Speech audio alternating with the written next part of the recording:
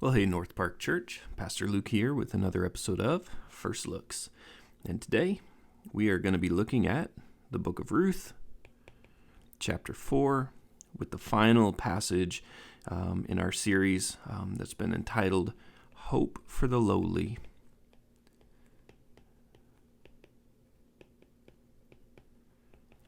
Now, as we get into this last episode, as it were, of the story of Ruth, it's important just to remember where we left off.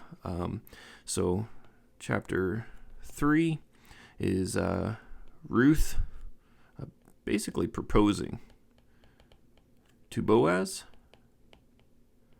Boaz recognizing there's a redeemer closer to him who kind of, for lack of better terms, has dibs on redeeming Naomi's property, but then Ruth as a wife. And so Boaz is going to see Ruth redeemed either by the closer kinsman redeemer or he'll do it himself. Now we start to think that Boaz wants to be the one to do it because of just the clear love, the chesed love, the kindness that he has shown Ruth and Naomi. This seems to be something that's very near and dear to his heart. And so, but because he's a man of integrity, he will not cut corners, and he won't go about things in a wrong way. He's going to do it right. And so that's what we have happening in chapter 3. Ruth proposes in the middle of the night, and then Boaz at daybreak, before it's light, before anyone can recognize anybody else, he sends Ruth home to protect her character and her reputation, and then he heads into the city because remember, he was out with his fields on the threshing floor collecting his harvest. So he's now going into the city to find this man who is the closer redeemer than he is. So let's look at the text. Now Boaz had gone up to the gate. Okay, so this is an incline language, not necessarily heading north as we maybe sometimes think of it. So he ascends to the gate. Remember, this is in Bethlehem here, and what made a city is a fortified gate.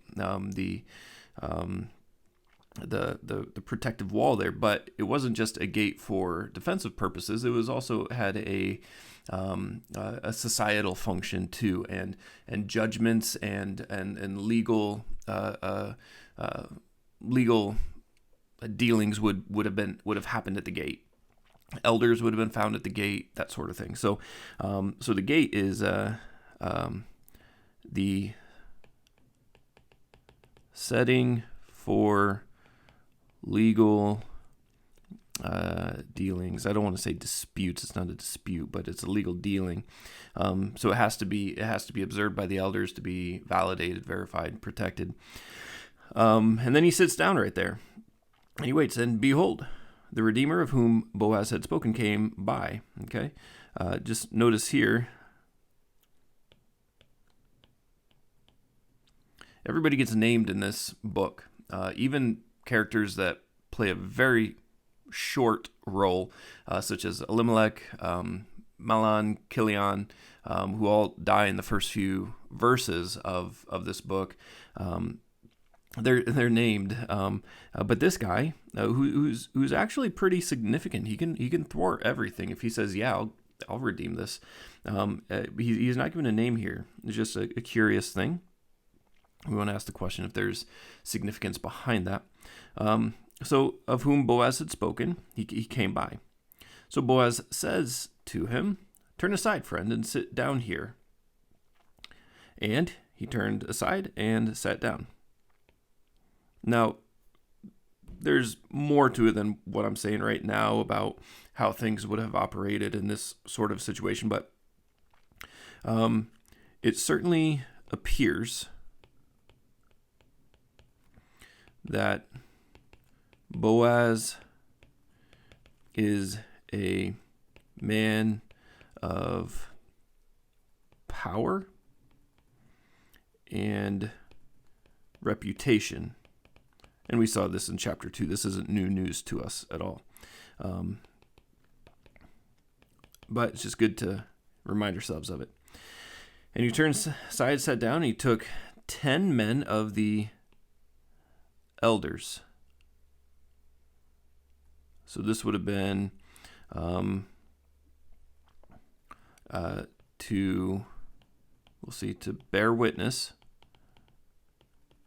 to transaction.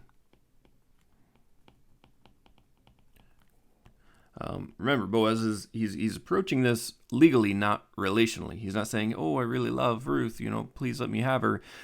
He's got certainly a shrewdness, a wisdom in his dealings. And a lot of times we think of shrewdness and we think shrewdness is a negative thing, but Jesus tells us to be shrewd. He says to be as wise as serpents and as innocent as doves. And he talks about the shrewd manager. And so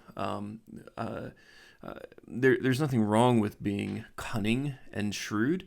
There's a problem when our motivation is wrong and we are manipulating and we are doing things in improper ways. But to know the situation and to know how to navigate the situation effectively for the desirable outcome, when the outcome is hesed good for somebody, that's wise, and that lines up with a lot of proverbs that we find as well, and so he has that.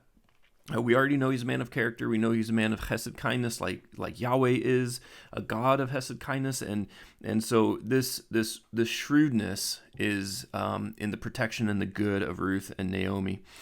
So he gets these 10 men who are elders of the city to bear witness, so that the legal proceedings can happen the right way, and so there can be no going back and changing the mind. And he says to them, "Sit down." And so they sit down. And he says to the Redeemer, he says, okay, so here's point 1 in Boaz's case. And he's going to go about this in a very wise way. He says to the Redeemer, "Naomi has come back from the country of Moab. She is selling the parcel of land that belonged to our relative Elimelech." Okay, so requirement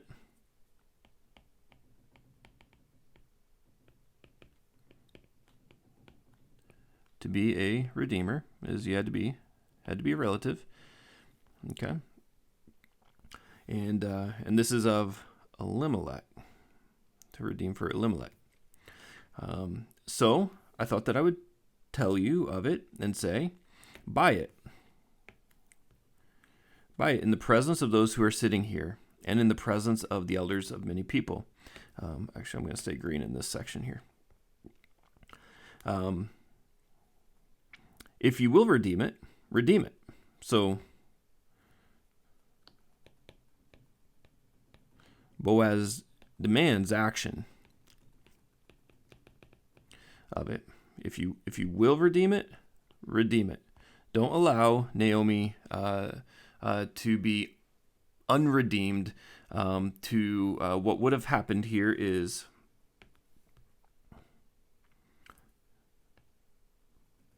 so the redemption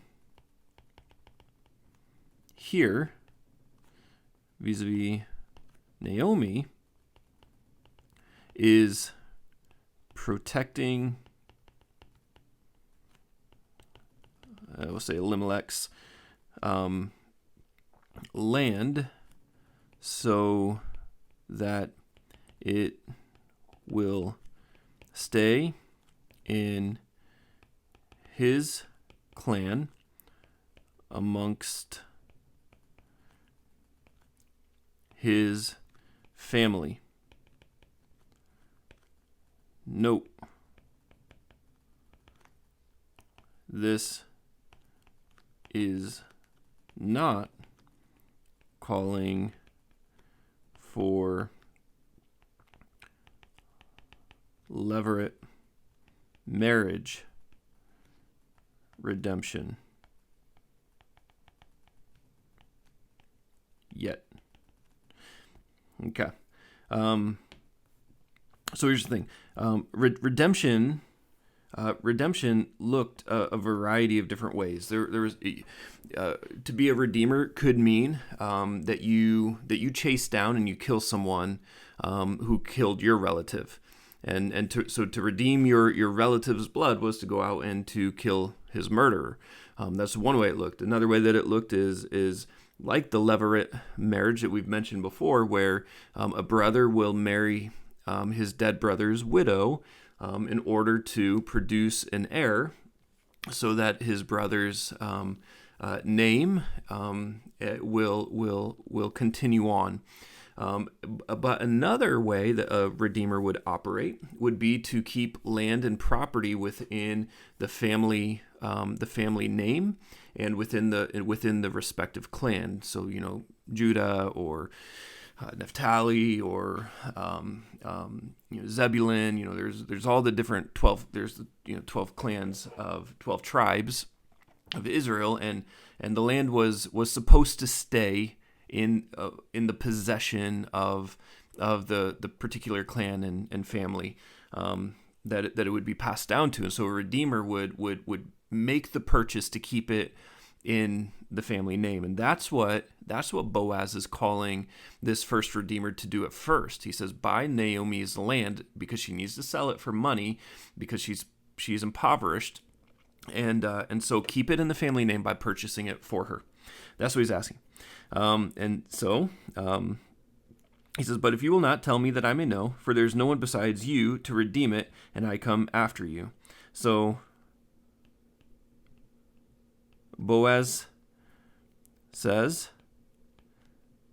it's you or me here. Do you want it or not? Either you do it or I'll do it. You get first dibs because you're the closer redeemer, meaning just in nearness relationally to Elimelech. And so the redeemer said, I will redeem it. I'll take the land. Then, here it comes, shrewd. Then Boaz said,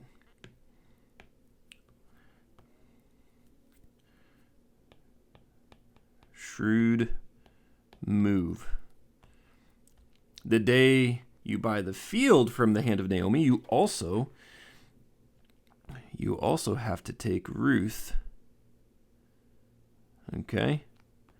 So Boaz says, not just a deal for land. If you take the land, you have to also take Ruth,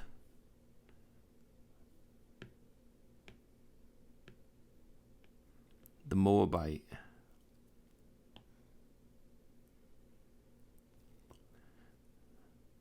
Boaz reminds this redeemer where Ruth is from, knowing it won't be well received. This is Ruth the Moabite, the woman from the hated nation next to us that we should not be mixing with. You're going to have to take her too, okay? Boaz says, and the widow of the dead, in order to perpetuate the name of the dead in his inheritance. So, here's what he's saying. If you're going to redeem this family,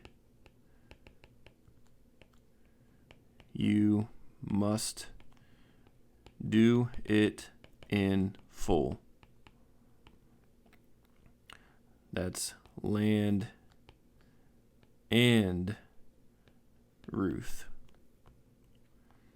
The Redeemer said, I cannot redeem it for myself, lest I impair my own inheritance.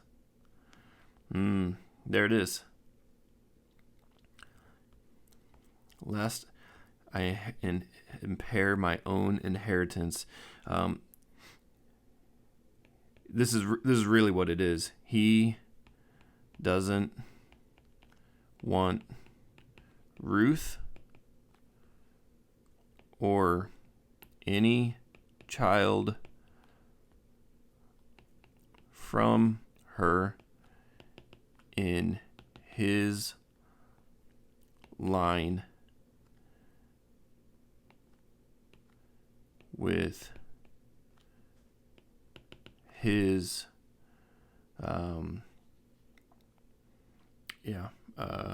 with his inheritance.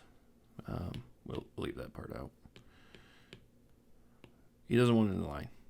He doesn't want her blood mixed with his blood.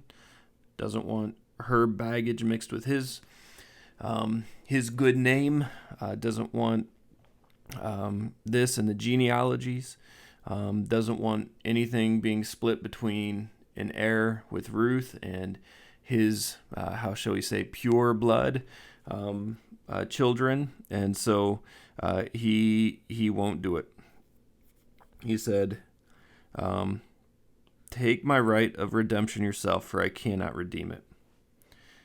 Now, this was the custom in former times in Israel concerning redeeming and exchanging. To confirm a transaction, the one drew off his sandal and gave it to the other, and this was the manner of attesting in Israel.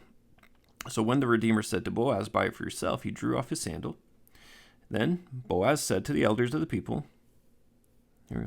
you are witnesses this day that I have bought from the hand of Naomi all that belonged to Elimelech and all that belonged to Chilion and Mahlon. Also Ruth the Moabite, the widow of Mahlon, I have bought to be my wife, to perpetuate the name of the dead in his inheritance, that the name of the dead may not be cut off from among his brothers and from the gate of the native place. This is a rich, beautiful declaration of redemption. Here I'm going to use Hesed redemption. Those who had no lineage have a lineage. Those who had no family have a family. Those who had no inheritance have an inheritance.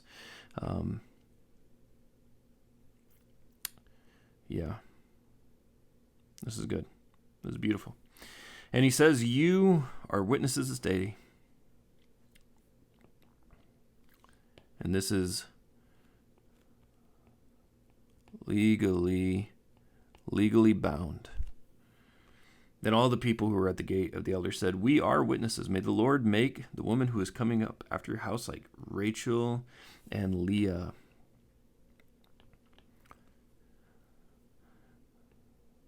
All right. So may the Lord make the woman who is coming into your house like Rachel and Leah. Here's another way to say it. May Ruth be a matriarch. May Ruth be a matriarch in Israel. Isn't that a statement? Like Abraham, Isaac, and Jacob are patriarchs. May Ruth be the female version of that. Who together built up the house of Israel. This is incredible because, spoiler alert, Jesus comes from the line of Ruth. And it says, may you act worthily in Ephrathah and be renowned in Bethlehem. Worthy, renowned. And may your house be like the house of Perez, whom Tamar bore to Judah. Okay, so This is in Genesis and Matthew 1, the genealogy of Jesus. And this was, this is line of David and Jesus, but a story that is rooted in sin and brokenness. It's not a great story of Tamar and Judah. Tamar essentially tricking Judah to impregnate her because he won't give his youngest son to her, whom he promised, and so she pretends to be a prostitute, and Judah lay with her, and 2 sons come from that whole ordeal, and Perez is one of them. And so, by saying, "May your house be like the house of Perez, whom Tamar bore to Judah," like that's a story with a lot of baggage there. And but this story, let me make this note. This story is one of redemption, like Ruth's. And it says, because the offspring that the Lord will give you by this young woman. Okay. So, Boaz took Ruth, and she became his wife. And he went into her. The Lord gave her conception. So she was no kids in Moab. Now bears a son. She bore a son. The women said to Naomi, "Blessed is the Lord who has not left you." He never left you. Oh, that'll preach.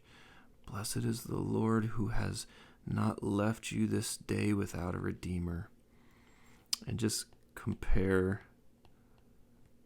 this with chapter 1. And may his name be renowned in Israel. He shall be to you. Now, look at this. He shall be to you. Who's that talking about? Not Boaz. This is talking about Obed. Not Boaz here.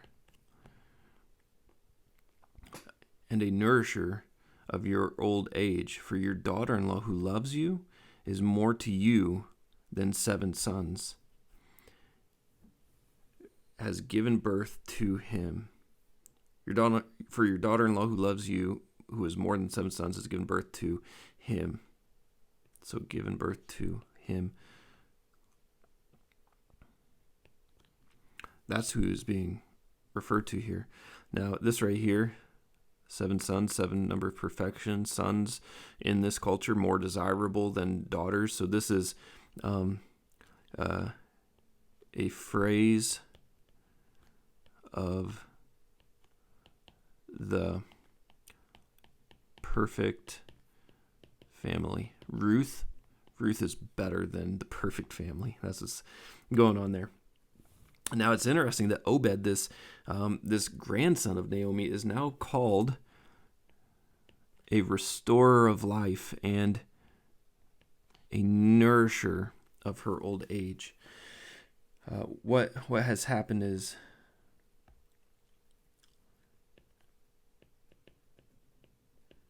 empty Naomi has been filled.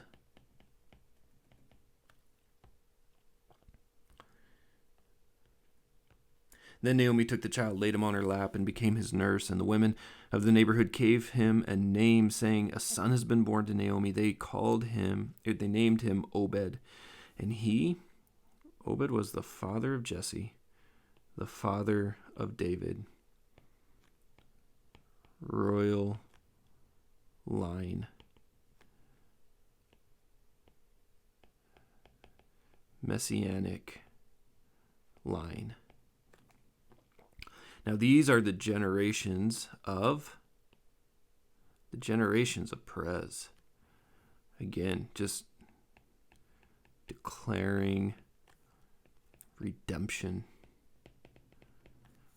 Perez fathered Hezron, Hezron fathered Ram, Ram fathered Aminadab, Aminadab fathered Nahshon, Nahshon fathered Salmon, Salmon fathered Boaz, Boaz fathered Obed, Obed fathered Jesse, and Jesse fathered David.